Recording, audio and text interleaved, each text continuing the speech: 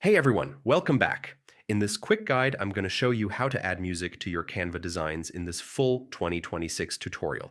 It's honestly easier than most people expect, so yeah, let's get right into it.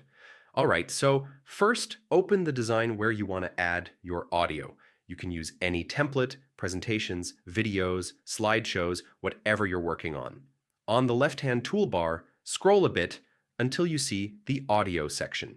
If you don't see it right away, you can use the search bar and type audio. Canva hides it sometimes, so yeah, this helps. You'll see a whole library of tracks you can use. Some are free, and some need Canva Pro. Just check the little labels. Click any track to preview it, and then just drag it into your timeline to apply it to the entire design. If you want to use your own audio, maybe a voiceover, maybe a copyright-free track, you can upload it.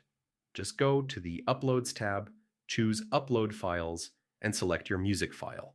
Once it shows up, drag it into the timeline like before. And yeah, Canva lets you edit your audio too. Click the track in the timeline and you'll see options like volume control, trimming, or fading in and out. It's simple but super helpful when you want to clean up your sound. When you're done, hit the play button to preview the whole thing.